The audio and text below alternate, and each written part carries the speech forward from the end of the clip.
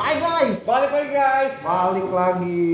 Bang, sekarang kita mau ngomongin tentang ya tadi tuh ya tips cara Tips. memilih helm yang baik ya untuk sobat. Ya mumpung kita langsung ke pabrik Pabriknya. di situ, terus kemudian tadi dikasih tahu bahwa tips yang menarik untuk memilih helm ya tuh apalagi nih langsung dari Ya, produsennya.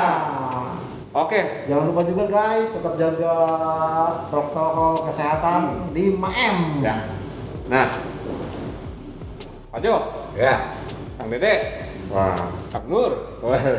Ini tadi kan sempat diomongin nih bahwa setiap pala ataupun ya orang nih Mm-mm. beda negara juga beda kan. Betul, Ada tadi Pak Jo bilang pala Asia dan juga pala Eropa betul. itu berbeda. Ya jangan begitu, Apa? Remy Gardner dan Tito Rabar tuh bukan blok-blok yang sama, itu beda orang, beda kepala, dan beda ukuran. Nah, Pak Jo, boleh dijelasin nggak Pak Jo? Tadi maksudnya Pak Jo bilang bahwa ini pala orang Asia, ini pala orang Eropa, ini beda nih. Ini maksudnya gimana nih Pak Jo? oke, sebentar ya. Untuk kepala ya. Nah, prinsipnya ada dua basic yang harus diutamakan, dua basic yang fundamental. Satu, diameter kepala itu, diameter kepala dia harus diukur dengan baik, Ya. diukur dengan baik itu yang pertama. Jadi kita perlu tahu dulu lingkar kepala dia 55, 56, 57 atau 58 cm, 59, 60, 61, 62, 63 ya. Oke. Nah, itu yang pertama. Yang kedua, kita mesti ketahuin lagi kepalanya dia itu bentuknya seperti apa. Oke. Nah, secara scientifically, secara konklusif dibagi tiga ukuran, tiga jenis kepala. Oke. Kepalanya itu kepala oval head atau kepala bulat atau kepala kotak atau kepala bulat itu disebut kepala Asia. Oh. Ya, Asia. Nah, Asia betul. lebih banyak itu Pak, mayoritas bulat, mayoritas tuh ya 75 sampai 90% tuh bulat. bulat. Nah, bulat kadang-kadang kotak di bagian sini, di bagian sini. Oh, Nah, oke. itu konturnya jenis kepala ya. Nah, lalu yang kedua itu dia mesti ketahuin apakah dia itu kepalanya itu intermediate oval atau semi lonjong atau semi bulat. Jadi Inggrisnya itu intermediate oval atau bahasa itunya semi lonjong atau semi bulat, tengah-tengahnya. Lalu yang ketiga adalah kepala oval head atau kepala lonjong, Oke. seperti kepala telur lah. Iya. Jadi dari depan ke belakang itu dia eclipse seperti gitu. Nah, itu tiga fungsi utama yang harus diketahui oleh konsumen untuk memakai helm tersebut. Kepala dia jenis apa sebelum dia milih yang salah. Berarti ada 3 tuh Pak ya. Apa tuh? Ya tadi Ya. bulat, semi bulat atau semi lonjong dengan ya full lonjong. Full Pak. lonjong seperti itu. Lonjongnya dan ini basic ya. Tapi kalau kita ngomong international fitting itu macam-macam. Ada yang kepalanya itu sangat lonjong. Nah, lonjong itu lagi dibagi dua, lonjong atau pipih. Oh. Nah, kalau udah masuk ke kepalanya orang Eropa itu ada yang lonjong sekali, ada yang pipih. Nah. Pipih itu benar-benar tipis dari kiri ke kanan. Itu dia Pak. Seperti itu. Kenapa saya bertanya nih? Karena gini, tahu saya nih Pak, NHK juga kan impor nih, bukan impor sorry, ekspor. Ya. Ekspor ke berbagai negara termasuk di Eropa kan Pak. Jualan juga di sana kan Pak. Ya, masih. Masih kan. Tuh. Masih. Jadi saya pengen tahu nih ada bedanya nggak nih antara NHK ya NHK di Indonesia, ataupun di Asia dengan NHK di untuk produk ke Eropa gitu kan. Nah itu ada bedanya Pak? Bukan beda, sangat beda. Sangat beda. Itu sama juga seperti baju celana panjang itu pun juga ada yang Asian fitting, ada yang European fitting. Nah, cuman ini tricky, sangat bisa salah miskonsepsi. Ya. Maka itu disebutlah jangan ngomong Asian fitting atau international fitting karena yang benar adalah kepala bulat, Ya. semi bulat atau lonjong. Lonjong. Nah, itu mesti diingat di situ. Tiga itu yang paling penting. Dan di helm NHK sendiri pun apa yang di luar sama yang di Asia itu dua jenis yang berbeda. Nah, Jangan salah di situ. Ternyata itu ya Pak. Ya. Jadi ada beda tuh guys, NHK untuk yang ya selain untuk dijual di Eropa dengan NHK yang dijual di ibaratnya Asia dan ya lokal lah ya. Ya.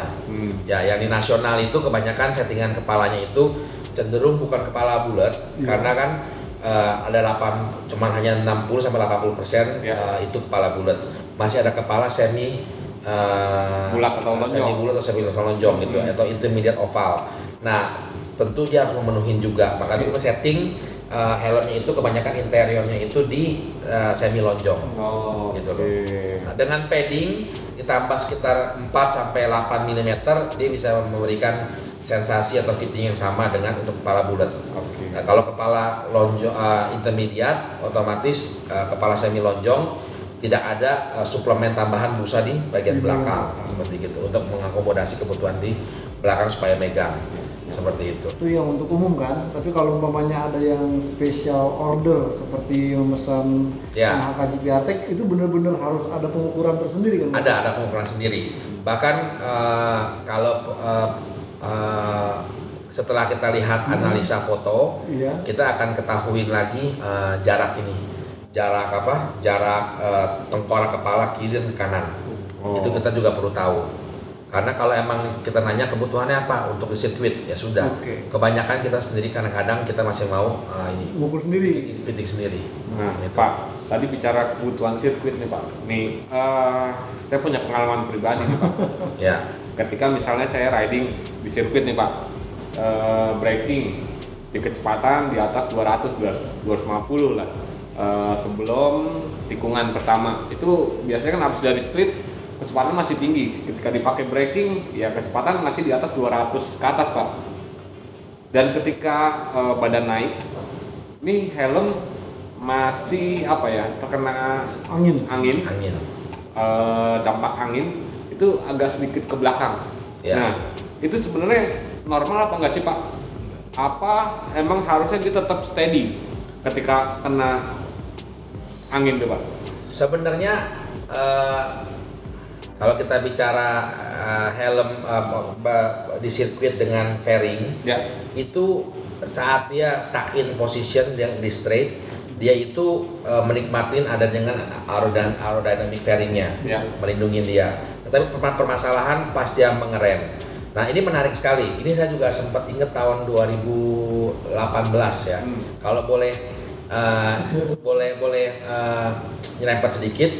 2018 saya pernah nanya sama Bang Karel, pembalap MotoGP kita. Karel Abraham ya. Bukan Karel yang satunya lagi. Nah, saya nanya sama Bang Karel, Bang, kalau misalkan saya nanya dua, kalau misalkan kamu lagi lari 350 dengan Ducati kamu ngegas kenceng. Tiba-tiba itu kamu ngerem dari 350 langsung ke 140, itu kan kamu hampir mengeliminasi 210 km per jam dalam hitungan 2 sampai 3 detik. Ya, itu rasanya seperti apa? Nah, dia bilang, mau tahu rasanya seperti apa? Itu rasanya, itu perasaannya sangat-sangat aneh. Seluruh organ di perut badan itu kayak seolah-olah pengen lempar keluar. Nah itu saya nggak tahu sih Bang Eka ngerasain nggak. Dia bilang tentu sensasinya beda karena top speednya mungkin hanya 260, 80, bukan sampai 350 dan diturunin se ekstrim itu. Nah lalu saya tanya lagi, kalau misalkan untuk rem, untuk pas ngerem kan kamu kan masih kenceng, badan kamu keluarin dari fairing, tegap lurus seperti itu kan, angkat. Nah rasanya seperti apa? Nah ya kalau yang pertama kan dia sudah bilang kalau ngerem begitu dia berasa tiba-tiba makanan mau keluar. Dia bilang percis seperti kayak kamu mau muntah. Nah cuman bedanya kamu nggak jadi muntah karena begitu ngerem kamu nikung, kamu buka gas lagi tiba-tiba masuk lagi seperti itulah, itu guyonnya ya. Dan ini real kata dia. Nah tapi kalau misalkan untuk yang kepala helm itu dia bilang itu kayak didorong kenceng. Saya nanya sama dia, kencengnya didorongnya seberapa? Nah, kencengnya didorong seberapa? Lalu dia nanya, lo ada helm? Ada. Nah, saya pakai helm full face. Nah, Karel lalu bilang, oke, udah pakai nih helm, ya simpan. Sekarang lo ambil kursi, lo duduk, lo pegangan di meja. Oke? Nah, sekarang lo kuatin postur badan. Saya akan dorong ini helm, simulasi kamu lari 350 km per jam, tiba-tiba kamu keluarin dari fairing. Itu mungkin dorongannya ada sekitar 18 kilo sampai 28 kg. Itu didorong ke belakang. Ya. Gimana berapa G itu Pak ya? Kurang tahu. Dari 3 G kali Pak ya? Nah, intinya pokoknya terpaan angin itu sangat berat sehingga membuat helm itu mungkin godek atau kita berasa kedorong. Ini membantu pengereman katanya dia. Lu harus keluarin badan supaya si motornya pun juga dibantu dengan windbreak. Nah, windbreak, engine brake, rem depan, rem belakang dengan windbreak. Nah, dia bilang seperti itu. Jadi ya itu godek. Kalau fittingnya nggak tepat, itu pasti helmnya dia akan apa? Ngocok, akan shaking. Lepas ya? Bukan lepas. Begitu dia nikung, helmnya udah mencong. Udah mencong, stres dia. Bahkan kalau size-nya agak gede, helm bisa turun, tutupin mata loh. Bisa tutupin mata, bener gak guys? Tutupin mata bisa loh. Misalnya harusnya Bang Joni pakai M ya, tapi yang dipakai sebenarnya L gitu kan. Nah, ketika dipakai hard braking gitu tadi pas badan naik, boom, itu bisa turun. Itu bahaya sebenarnya. Visibilitas jadi hilang kan. Makanya itu salah satu ya kenapa nih?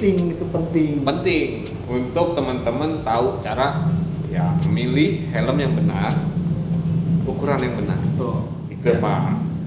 Ya, jadi setelah ditahu ukuran yang benar sama kepala yang jenis kepala yang diketahuin, itu tugasnya kita memberikan fitting untuk sesuai dengan tengkorak kepala yang membeli helm kita. Nah, di sini sangat-sangat krusial dan di sini sangat-sangat termasuk top secret sih. Bagaimana caranya untuk memberikan kenyamanan yang fenomenal. Gitu loh, karena coba bayangkan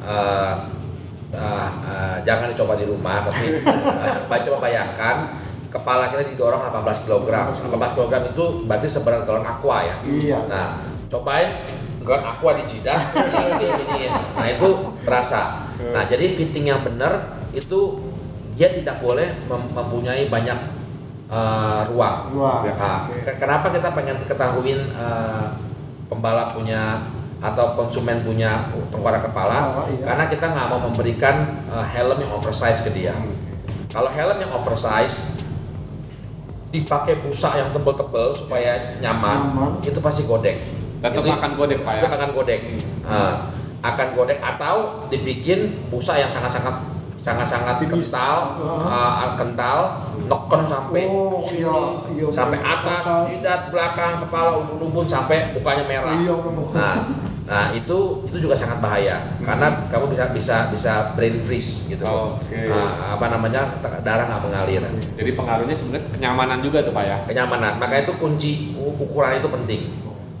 Oke. Nah, Pak, boleh dong kasih tahu Pak cara ya tadi mengukur helm yang baik itu kayak gimana? Jadi kayak tadi sebenarnya kalau kunci yang pertama udah ketahuan nih Pak ya.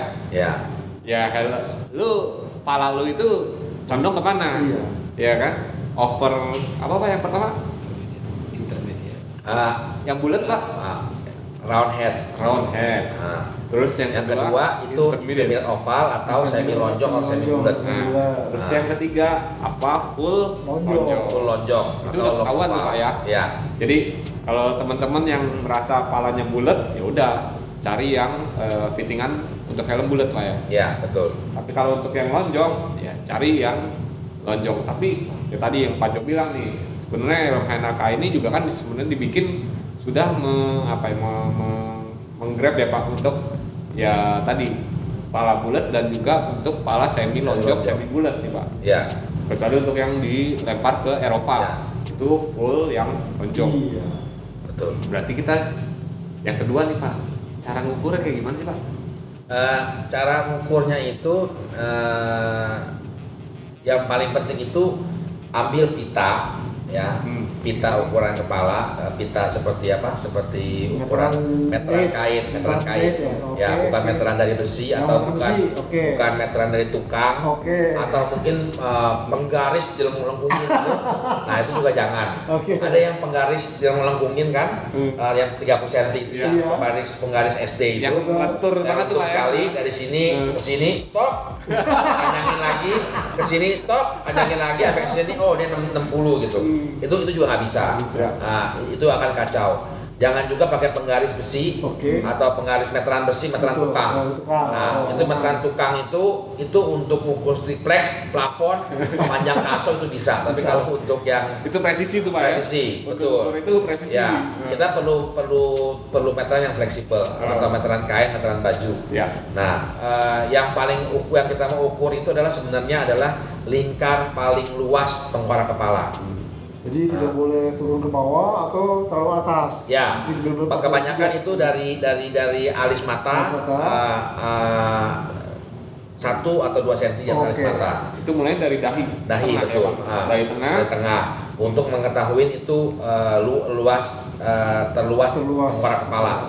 Nah, kalau kepalanya yang rata atau ini apa? Oval bukan oval, kepala bulat atau kepala kotak, belakangnya itu akan tepos atau rata. Nah itu ciri khasnya kepala di Asia.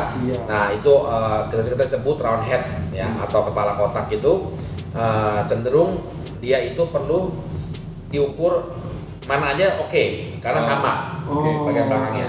Tetapi kalau misalkan kepala yang udah intermediate oval atau long oval, yang di jidat itu mungkin tetap sama, tapi yang di belakang itu mesti dicari luas kepala yang paling terluarnya Pak ya? Paling luas. Karena untuk tahu volume luar, itu yang kita ambil banyakan itu posisi rata, ya kepala rata. Nanti kita ilustrasikan dengan diagram. Nanti kita bikin ya Pak? Ya betul. Tetapi beberapa kalau untuk kenyamanan kita pun juga perlu mengetahui posisi tengkorak kepala untuk yang special case. Yang ini kebanyakan di kepala intermediate oval. Di bagian belakang atas itu tengkorak belakang dia tuh lebar. Tapi begitu masuk ke pangkal leher dia menyinggung ke dalam. Nah ini trik, banyak problem untuk fitting helm di sini. Nah di situ itu perlu penyesuaian khusus untuk dia nyaman. Gitu loh. Bukan karena yang kita mau nyaman itu bukan tekan-tekanan pipi. Bukan tekan-tekanan pipi. Itulah. Bukan yang saya bilang Pak. Kok ngelihat para pembalap nih ya, pembalap MotoGP gitu. Itu perasaan ketika dia pakai helm itu kayaknya langsung masuk gitu. Maksudnya nyaman aja kayak enggak orang kesempitan kan. Beda sama orang yang ya istilahnya gue biar helm gue nggak godek, gue pakai helm yang sempit nih, gitu kan. Tapi kan itu tadi yang Panjo bilang nggak akan nyaman, kira-kira bertahan cuma untuk berapa lap, pas sisanya kepala pusing lagi kan. Karena begitu pakai pun 20 detik pun kelihatan merah, darah nggak mengalir di situ. Nah makanya kita butuh nih cara yang memilih helm yang tepat buat kita sendiri. Ya, boleh diketahui setiap merek itu punya rahasia-rahasia sendiri. Bagaimana memberikan aftertaste yang sensasional. Bukan hanya ngeteh dan ngopi ya. Kalau ngopi pas minum pahitnya seperti apa, ngeteh itu wanginya seperti apa. Nah, itu aftertaste begitu dipakai, dia tuh perlu ada fitting sensasi kepalanya dia. Meluknya, megangnya seperti apa. Itu berhubungan dengan know-how, dengan pengalaman. Tapi kuncinya tetap kembali di ukuran ketahui jenis tengkorak kepala kita dan ketahui ukuran kita tepat. Dan nama itu tadi kata Pak Jo penekanan ya, pakai pita pengukuran benar, jangan pakai meteran baju ya Pak ya. Meteran baju. Jangan dipakai, jangan gitu. Karena tadi Pak Jo bilang sempat bahwa antara meteran baju dengan meteran tukang ketika dipakai itu hasilnya bisa beda sebenarnya Pak ya. Beda 1 sampai 3 cm. Karena kaku ya. Karena kaku. Ya tadi nggak bisa ngikutin kontur kepala, tengkorak gitu kan. Gitu. Pak, boleh dong? Ya. Kasih unjuk nanti gimana sih cara mengukur, terutama ya tadi di posisi mana tepatnya dan ya sampai kayak gimana gitu kan. Mau kan? Ayo guys. Nah, Kang Dede. Ya. Coba Kang Dede kasih tahu cara ngukurnya kayak gimana, Kang? Nah, cara ngukurnya kita lihat titik paling tinggi atau paling yang nonjol ya. Bagian depan sama bagian belakangnya kita lihat mana dulu gitu. Mau coba diukur? Boleh dong. Coba ukur ya. Kita lihat dari titik ininya, titik nolnya di sini 0, 1, 2. Ini di ujung berarti titik nolnya. Bukan di sini ya? Bukan. Ini Bukan yang di titik habisnya 1. besi ya? Ya, ini titik nol sini. Coba ukur. Nah, kalau boleh dipegang. Oh, Maaf. Bang Joni pegang, Bang Joni. Oke. Di samping aja deh biar sama ukur ya. Nah, ini berarti kan 53 ya? Iya. Oh, ketemu garis. Iya, Oke. Oke. Berarti itu 53 ya, Kang? Ya 53.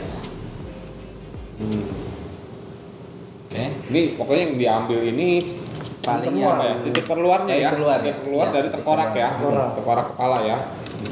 Jadi ngukurnya jangan di bawah sini. Bawah ya atau di ke jidat atas. ya di hidung gitu. Iya. Atau jidat atas jangan boleh. Nah, jadi itu ya tadi ya Kang ya? Iya. Cara ngukur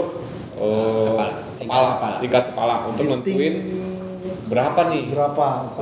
ukuran helm yang pas. XS kah, S kah, L kah atau M kah? Iya. Tuh. Oke, kita balik lagi ke kursi guys. Kursi. Nah guys, tadi udah kan, udah lihat dong cara ngukurnya kayak gimana. Tuh. Ya, jadi kalau mau milih helm, pastiin ya tadi minimal dua cara tadi ya. Pastiin untuk kepala kamu tipenya yang mana. Tipe yang mana? Terus yang kedua, ukur seperti yang tadi video terakhir tuh guys. Oke. Ya. Itu penting sekali. Penting ya Pak, Penting sekali. karena semuanya untuk kenyamanan. Iya. Kalau udah nyaman, wah udah pasti enak ya Pak Jo? Ya. Mau ngapain juga kalau udah nyaman juga kan? Asik namanya nggak? Asik-asik enak aja. banget. Oke, guys, itulah obrolan kita bersama Kang Dede, Pak Yohanes, dan juga Kang Nur. Iya. Siapa tahu nanti kita ke depannya ada omongan lagi nih. Iya, udah bocor-bocoran sih, tapi kita tunggu aja. Yang gue perkembangannya. penasaran satu tuh Bang, gue pengen gimana sih cara produksi helm dari Ih, awal sampai akhir tuh Pak Jo.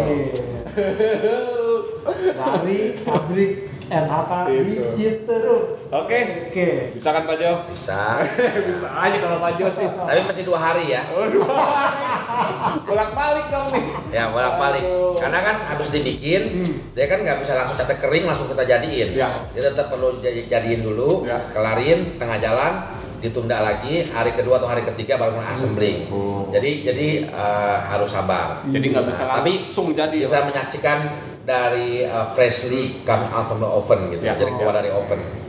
Oke. Nanti guys, kita bikin guys. Saya Kabudiansyah dari Autos ID dan juga Great Auto.com. Pamit guys. Saya Bimo Mulia dari motorpusonline.com turut pamit. See you Sampai guys. jumpa.